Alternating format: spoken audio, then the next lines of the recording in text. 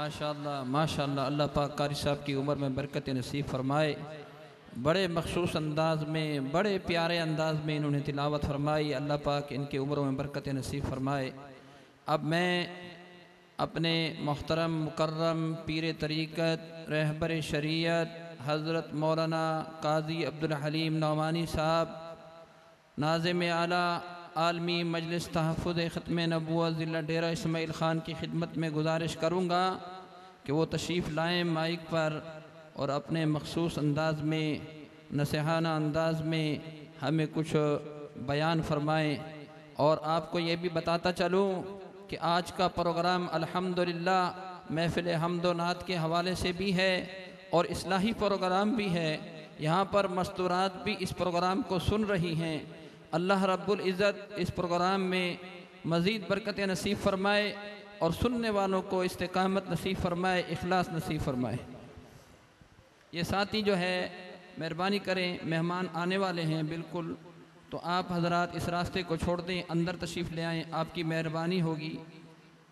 جزاک اللہ ماشاءاللہ، اس راستے کو چھوڑتے جائیں، اندر تشریف لے آئیں، اندر آ جائیں بھئی، اندر کافی جگہ، ادھر پیچھے کی طرف سے آ جائیں، یا اوپر بھی جگہ ہے، بالکل سامنے کھڑے ہوں گے، بالکل اسٹیج کے سامنے کھڑے ہو کر سن سکتے ہیں، اوپر تشریف لے جائیں۔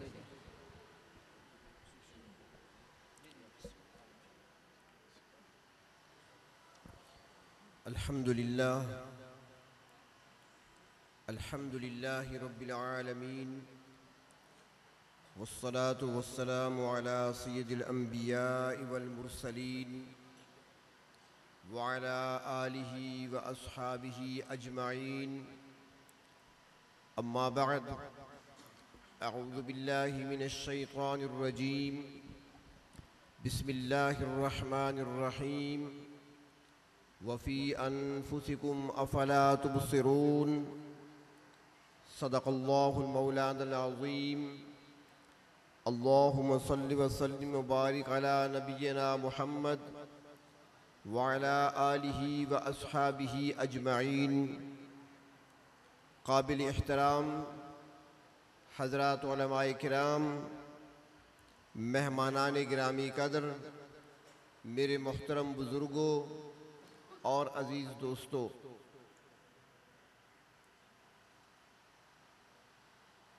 تعمیل حکم میں مختصر سے وقت میں چند گزارشات آپ کی خدمت میں پیش کرنی ہیں۔ سوچ رہا تھا کہ حکم تو ملنے والا ہے، لیکن کس عنوان سے بات کی جائے، لیکن یہاں بیٹھے بیٹھے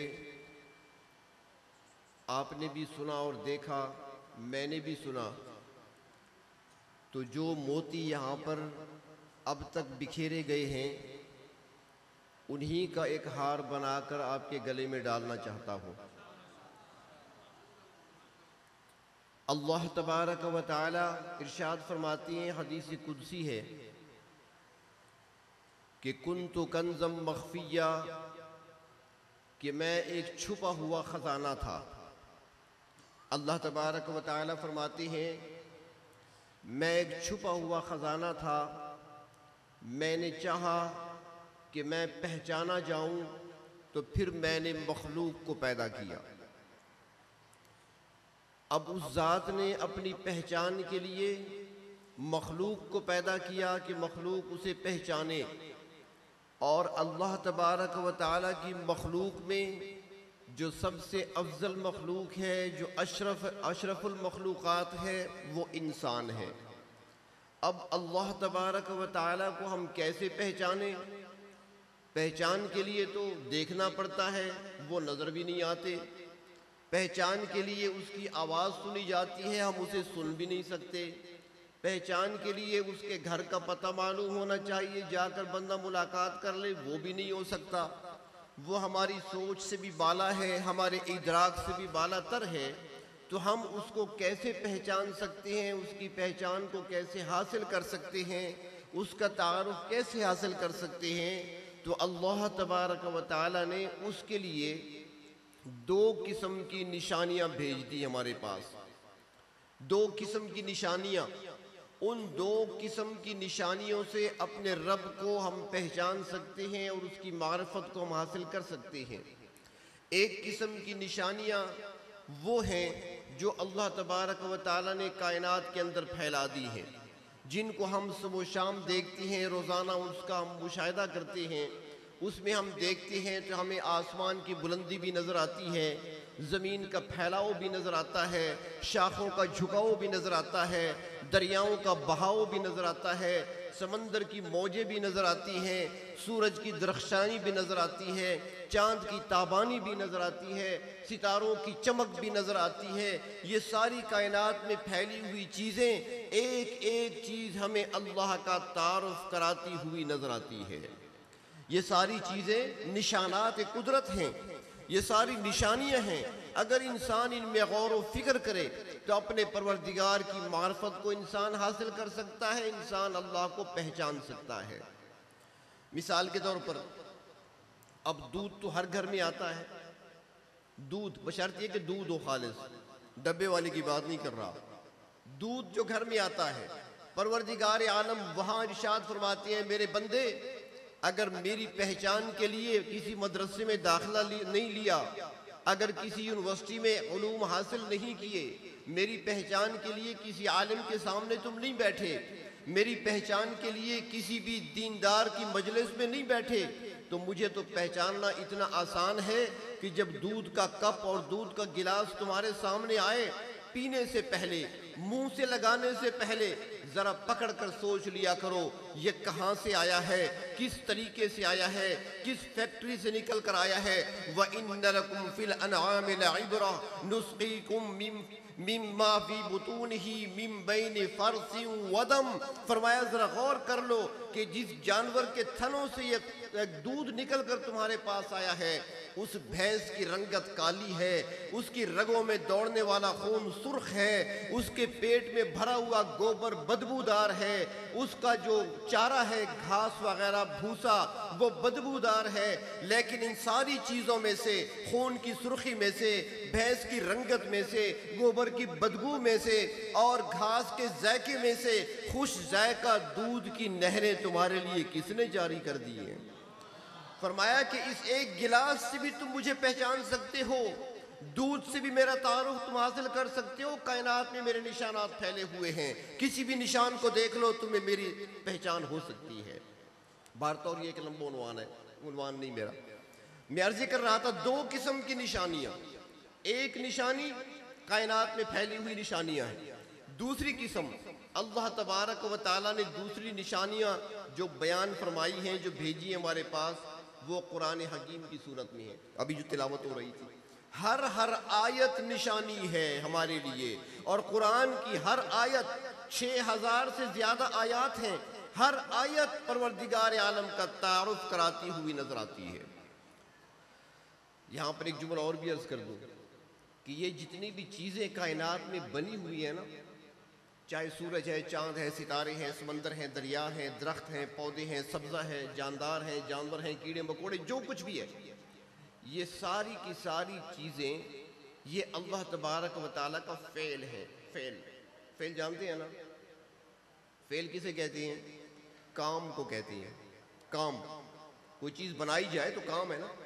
یہ ساری کائنات میں پھیلی ہوئی یہ چیزیں جو اللہ تعالیٰ کا تعارف کرا رہی ہیں، یہ اللہ کا کام ہے۔ اور قرآن کیا ہے؟ اللہ کا کلام ہے۔ اللہ تعالیٰ نے چیلنج کر دیا کہ جو میرے کام ہیں ان کی مثال بھی کوئی پیش نہیں کر سکتا، جو میرا کلام ہے اس کی مثال بھی کوئی پیش نہیں کر سکتا۔ نہ کوئی چاند بنا سکتا ہے، نہ کوئی سورج بنا سکتا ہے، بلکہ کوئی ایک ناخن بھی نہیں بنا سکتا، بنا کر دکھا دے۔ انسانی چہرہ کوئی نہیں بنا سکتا، کسی کی ناک کوئی نہیں بنا سکتا، ورنہ دور سے پہچانی جائے گی کہ ناک لگی ہوئی ہے۔ تو اللہ تبارک و تعالی نے دوسری نشانی کے طور پر اپنے کلام کو نازل فرمایا اور اس کے اندر اپنے نشانات رکھ دیے۔ ہر آیت پروردگار عالم کا تعارف کرا رہی، اور رب تعالیٰ دعوت دیتے ہیں ہمیں، وَفِي أَنفُسِكُمْ أَفَلَا تُبْصِرُونَ۔ قرآن دعوت دیتا ہے، آؤ اپنے رب کو پہچاننا ہے، کائنات کی چیزوں کو دیکھ کر رب کو نہیں پہچان سکتے؟ تمہاری سورج چاند تک رسائی نہیں ہے، ستاروں تک تم دوربینیں نہیں لگا سکتے، تمہارے پاس لیبارٹری نہیں ہے اور چیزیں چیک کرنے کے لیے؟ تو فرمایا اپنے وجود کو دیکھ لو، اپنے چند فٹ کے جسم کو دیکھ لو، اگر اپنے وجود پہ غور کر لو تمہیں رب کی پہچان ہو جائے گی۔ مشرکین مکہ میں سے ایک مشرک جو بڑے بڑے بدبخت تھے نا، ان میں سے ایک تھا عاص بن وائل نام تھا اس کا، وائل کا بیٹا ہے، عاص نام ہے اس کا۔ اسلام قبول تو نہیں کیا، اسلام کا مذاق بھی اڑایا کرتے تھے، جناب نبی کریم صلی اللہ علیہ وسلم کو روحانی اذیت دیا کرتے تھے۔ ایک مرتبہ وہ آ رہا تھا حرم کی طرف، بیت اللہ کی طرف آ رہا تھا، راستے میں قبرستان پر سے گزرتے ہوئے ایک پرانی بوسیدہ ہڈی کا ٹکڑا اسے مل گیا، پرانی ہڈی کا بوسیدہ چھوٹا سا ٹکڑا اسے مل گیا، اس نے اٹھا لیا، آ گیا۔ جب وہ حرم میں پہنچا تو نبی اکرم صلی اللہ علیہ وسلم بیت اللہ کے سامنے تشریف فرما تھے۔ عاص بن وائل جو ہی آیا، اس نے آپ کو مخاطب کر کے کہا کہ آپ تو کہتے ہیں نا کہ موت کے بعد زندگی ہے، آپ کہتے ہیں کہ حساب کتاب کی منزل آئے گی آگے، آپ کہتے ہیں کہ دنیا کی زندگی کا حساب دینا ہوگا، آپ کہتے ہیں کہ انسانوں کو دوبارہ زندگی ملے گی، ہم جو قبروں میں چلے جائیں گے ہم کو دوبارہ اٹھایا جائے گا، اللہ کی بارگاہ میں پیش ہوں گے۔ اس نے ہڈی کا ٹکڑا جو ہاتھ میں لیے ہوا تھا بوسیدہ تھا، اس کو ایسی چٹکی میں پکڑا، ایسے مسئلہ، وہ ریزہ ریزہ ہو گیا، خاک بن گیا، پھونک ماری اور ذرات کو فضا میں اڑا دیا، ہوا میں اڑا دیا۔ کہنے لگا بتاؤ مجھے اے اللہ کے پیغمبر، آپ پیغمبری کا دعویٰ کرتے ہیں، مجھے بتاؤ من یحیی العظام وہی رمیم، اس بوسیدہ ہڈی کو کون زندہ کرے گا؟ یہ اس نے سوال کر دیا، اللہ تعالیٰ نے اس کو نقل کر دیا سورۃ یاسین کے اندر کہ وہ کہنے لگا من یحیی العظام وہی رمیم، جب ہڈیاں ایسی بوسیدہ ہو جائیں گی ان کو کون دوبارہ زندگی دے گا، کون زندہ کرے گا؟ اللہ تعالیٰ نے اس کا جواب کیا دیا؟ کیا جواب دیا سورۃ یاسین میں؟ فرمایا اے سوال کرنے والے، اعتراض کرنے والے، آگے نہ دیکھو، ذرا پیچھے مڑ کر بھی دیکھ لو، ہم تمہیں ذرا پیچھے لے جانا چاہتے ہیں، ذرا پیچھے مڑ کر دیکھو۔ اللہ تعالیٰ فرماتے ہیں ضرب لنا مثلا، وہ ہمارے سامنے مثالیں پیش کرتا ہے، ہمارے پیغمبر کے سامنے مثالیں پیش کرتا ہے، ہڈی کو مسل کر خاک بنا کر اڑا دیتا ہے، ہوا میں مثال دیتا ہے کہ کیسی زندگی ملے گی۔ فرمایا کہ وہ نسی خلقہ، اپنی پیدائش کو بھول گیا ہے، اپنی پیدائش کو یاد نہیں کیا۔ آؤ پیچھے چلو، ذرا پیچھے مڑ کر دیکھو تمہارا وجود کہاں پہ بنا۔ رحم مادر کے اندر ایک قطرہ گیا، قطرہ آب اندر گیا، اس کے بعد رحم مادر بند ہو گیا، اب کوئی راستہ نہیں ہے کسی چیز کے اندر جانے کا، بند ہو گیا۔ اب اس کے اندر 9 مہینے تک، 8 ساڑھے 8 مہینے تک وہ بند رہا، منہ نہیں کھلتا۔ اب اس بند تھیلی کے اندر یہ بھی تو سوچ لو نا کہ جب ہڈیوں کا ڈھانچہ بن رہا تھا وہ ہڈیاں کہاں سے آئی تھی؟ رحم مادر کے اندر وہ ہڈیاں کہاں سے آئی تھی؟ تو بوسیدہ ہڈی دکھاتا ہے، ہم یہ پوچھتے ہیں ہڈی بنی کیسے تھی، یہ ہڈی وجود میں کیسے آئی؟ ذرا غور کرو، پیچھے مڑ کر دیکھو، تمہارا وجود بنا ہے، ہڈیاں کیسی بنی؟ ماں کے پیٹ کے اندر، اس تھیلی کے اندر تمہارا وجود بن رہا تھا، یہ چمکنے والی آنکھیں کیسے بنی؟ کہاں سے سامان آیا تھا؟ مٹیریل تو آتا ہے نا ہر چیز کا، مٹیریل جمع کرتے ہیں پھر عمارت بنتی ہے، یہ کہاں سے سامان آ رہا تھا؟ تمہاری انگلیوں کو، تمہارے ہاتھوں کو زینت دینے والے یہ ناخن بن رہے تھے، یہ کہاں سے آئے تھے؟ ماں کے پیٹ کے اندر رحم مادر میں یہ دھڑکنے والا دل جب پمپنگ شروع کر رہا تھا تو کس نے بنایا تھا؟ ماں کے پیٹ کے اندر تمہارے وجود میں، تمہارے وجود کے اندر جب 2 فلٹر رکھے جا رہے تھے خون صاف کرنے کے لیے گردوں کی صورت میں، تو اس کا مٹیریل کہاں سے آیا تھا؟ یہ چیزیں بھول گیا تو ونسی خلقہ، اپنی تخلیق کو بھول گیا۔ اپنے آپ کو دیکھ لو، جب تیرا وجود وہاں پہ بن سکتا ہے، جب پانی کے ایک قطرے سے تیرا وجود تخلیق پا سکتا ہے، تیرا وجود جسم انسانی کی شکل دھار سکتا ہے، ہڈیوں کا ڈھانچہ تیار ہو سکتا ہے، دیکھنے والا اور بینا اور سننے والا سماعت والا انسان بن کر باہر آ سکتا ہے، ذرا غور تو کرو کیسے بنا۔ بلکہ بڑی عجیب سی بات ہے کہ یہ بڑے نازک اعضاء ہیں، جسم کے اندر جو رگیں ہیں، شریانیں ہیں، جو اللہ تعالیٰ نے وریدیں اندر رکھی ہیں، جو نسیں رکھی ہوئی ہیں، باریک باریک رگیں ہیں، باریک باریک ریشے ہیں، یہ ساری چیزیں اندھیروں میں بن رہی ہیں۔ وَيُصَوِّرُكُمْ فِي الْأَرْحَامِ كَيْفَ يَشَاءُ، جیسے وہ چاہتا ہے انسانی وجود کو تیار کرتے ہیں ماں کے پیٹ کے اندر۔ اور ایسی ایک زبان کو دیکھ لیں، زبان بھی بنائی، غلامی میں دے دی ہماری، زبان بنا کر ہمارے لیے اسے غلام بنا دیا۔ کیسا غلام؟ یہی زبان انگلستان میں ہے تو انگلش بولے گی، یہی زبان پاکستان میں ہے تو اردو بولے گی، یہی زبان ہندوستان میں ہے تو ہندی بولے گی، یہی زبان افغانستان میں ہے تو پشتو بولے گی، یہی زبان ایران میں ہے تو فارسی بولے گی۔ زبان کو بنایا بھی اور غلامی میں دے دیا ہماری۔ آنکھیں بن رہی دنیا میں دیکھیں، اب کسی نے آنکھ بنوانی ہو نا، یہ تو اب روزانہ کی آپریشن ہوتی ہیں نا، ڈاکٹر آپریشن کرتے ہیں، موتیوں کا آپریشن ہے اور دوسری چیزوں کی آپریشن ہوتی ہیں۔ تو کوئی بھی ڈاکٹر آپریٹ کر رہا ہے کسی مریض کو، تو وہ کیا کہتا ہے کہ حرکت نہیں کرنی ہے، آپ نے ہلنا نہیں ہے، ورنہ بجائے بننے کے بگڑ جائے گی، اور ایسی بگڑے گی کہ پھر کبھی نہیں بنے گی، دید چلی جائے گی تمہاری۔ حرکت نہیں کرنی، ہلنا نہیں ہے، بس سکون سے رہنا ہے۔ اور اگر کوئی کہے کہ میں تو ہلتا رہوں گا، میرا سر تو ہلتا رہے گا، تو ڈاکٹر اس کا آپریشن کبھی نہیں کرے گا، آنکھ خراب ہو جائے گی۔ اور یہی آنکھیں جب پروردگار عالم ماں کے پیٹ میں بناتے ہیں، کبھی اللہ نے کسی ماں کو نہیں کہا کہ آرام سے لیٹ جا، تیرے بیٹے کی آنکھ خراب ہو جائے گی۔ کام کرتی رہے، جھاڑو بھی لگاتی رہے، آٹا بھی گوندتی رہے، روٹیاں بھی پکاتی رہے، رکشے پہ سواری بھی کرتی رہے، موٹر سائیکل پہ سواری بھی کرتی رہے، جہاں مرضی آئے چلتی پھرتی رہے، اپنا کام کر رہے ہیں، کسی میں کوئی گڑبڑ نہیں ہوگی پیٹ کے اندر۔ تو اللہ تبارک و تعالی دعوت فکر دیتے ہیں کہ آؤ مجھے پہچانو، میری معرفت حاصل کرو، اور میری معرفت حاصل کرنے کے لیے اپنے وجود پہ غور کر لو، تمہارے وجود کے اندر میں نے کتنے نشان رکھ دیے۔ اب دیکھیں، بائی پاس آپریشن ہوتی ہے نا، آج کل تو عام ہو رہے ہیں، دل کا بائی پاس ہوتا ہے۔ اب بائی پاس آپریشن ہوتا ہے، وہاں پر رگ چاہیے، جو رگ وہاں پر خون کو سپلائی کر سکے۔ اب وہ رگ دنیا میں کیسے تیار ہو؟ شاید کہ مشکل سے تیار ہو، اور ہر کسی کے بس میں شاید نہ ہو۔ اللہ تبارک و تعالیٰ کے علم میں تھا کہ وقت آئے گا، میرے بندوں میں یہ مرض پھیلے گا، ان کو بائی پاس کرانے پڑیں گے۔ اللہ تبارک و تعالیٰ نے پہلے سے انتظام کر دیا کہ ہر بندے کے لیے وہ رگ جو دل میں استعمال ہوتی ہے، انسان کی ٹانگ میں اسے فالتو رکھ دیا ہے، اسپیئر پارٹ کے طور پر۔ انسانی ٹانگ کے اندر وہ رگ ہے، اور چالو حالت میں خون اس میں گردش کر رہا ہے، لیکن اضافی ہے، فالتو رکھی ہے اللہ نے، جب بھی ضرورت پڑے وہاں سے نکال کر یہاں پہ لگا دو۔ تو فرمایا کہ اپنے تخلیق کو بھول گیا تو، اپنے وجود کو بھول گیا تو، تیرا وجود پہلے کس نے بنایا تھا؟ تو انسان کو اللہ تبارک و تعالی دعوت فکر دیتے ہیں کہ آؤ مجھے پہچانو۔ اگر کائنات کی چیزوں میں نہیں پہچان سکتے، تھوڑی دیر کے لیے ذرا بیٹھ جایا کرو، تنہائی میں بیٹھ کر تھوڑی دیر کے لیے مراقب ہو جایا کرو، اور مراقبے میں سوچا کرو میرا وجود کیسے بنا، کس نے بنایا، یہ نعمتیں مجھے کس نے عطا فرمائی ہیں، وجود کس نے عطا کیا ہے، کان کس نے دیے۔ یہ اور بات ہے کہ دیے کسی اور نے ہیں اور میں استعمال کہیں اور کرتا ہوں۔ زبان اس نے عطا کی ہے، استعمال میں اس کا غلط کر رہا ہوں۔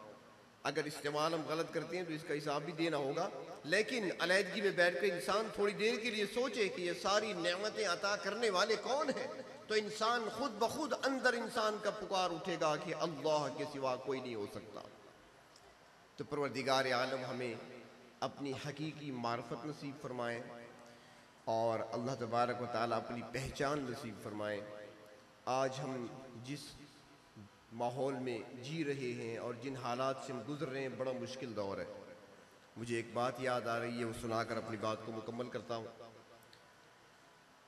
حضرت مولانا محمد امیر بجلی گھر رحمۃ اللہ علیہ، بجلی امام مولانا بجلی گھر کے نام سے مشہور تھے، محمد امیر نام تھا ان کا، ہمارے صوبے سے ان کا تعلق تھا، اللہ تعالیٰ نے بڑا علم دیا تھا، اور اکابر علماء کے ساتھ ان کا تعلق رہا تھا. انہوں نے ایک واقعہ سنایا خود, وہی سنا کر میں اپنی بات کو مکمل کرتا ہوں. وہ فرماتی ہیں کہ ایک اللہ والے تھے, اپنی جوانی کا واقعہ سنا رہے ہیں کہ میرے جوانی کا دور تھا, اس وقت میں پڑھ رہا تھا, طالب علم تھا. تو فرماتی ہیں کہ ایک بزرگ تھے اور وہ نماز باجماعت نہیں پڑھتے تھے, نماز باجماعت نہیں پڑھتے تھے. فرمایا کہ میرے پیچھے 2-3 مرتبہ نماز پڑھ لی انہوں نے, باقی وہ آتے جماعت کھڑی ہوتی تھی وہ چلے جاتے تھے. تو فرماتی ہے کہ میں بڑا حیران تھا کہ بڑے نیک آدمی ہیں, بڑے متقی ہیں, اللہ کے ولی ہیں, اور باجماعت نماز کیوں نہیں پڑھتے. تو فرمایا کہ میں ایک مرتبہ ان کے پاس چلا گیا اور میں نے جا کر ان کو پکڑ لیا. مہمانان گرامی تشریف لا چکے ہیں. محترم جناب جو ہے مولانا احسان عابد صاحب, حافظ وسیم نواز صاحب یہ تشریف لے آئے ہیں. ہم ان کو خوش آمدید کہتے ہیں, کافی دور سے تشریف لائے ہیں آپ کے اسٹیج پر. تمام حضرات ان کے استقبال میں ایک نعرہ زوردار ہونا چاہیے, نعرہ تکبیر, تاجدار ختم نبوت. تو فرماتے ہیں کہ میں وہاں پہ پہنچ گیا اور میں نے ان سے عرض کیا کہ حضرت آپ نماز کیوں نہیں پڑھتے, باجماعت کیوں نہیں پڑھتے. انہوں نے مجھ سے کہا, ایک لمبا واقعہ انہوں نے سنایا, مختصر کر رہا ہوں. مولانا محمد امیر بجلی گھر رحمۃ اللہ علیہ فرماتی ہیں کہ اس اللہ والے نے مجھ سے کہا کہ مولانا صاحب یہ بتائیں کہ نماز میں صفوں میں انسانوں کے ساتھ ٹھہرنا چاہیے نا. میں نے کہا جی ہاں. اور جو امام ہو وہ بھی تو انسان ہو نا. میں نے کہا جی. تو وہ کہنے لگے آؤ میرے ساتھ چلو, میں تمہاری آنکھوں پہ ہاتھ رکھتا ہوں, مجھے دکھاؤ انسان کہاں ہے. اعمال کی وجہ سے آج ہم کس حالت کو پہنچ چکے ہیں.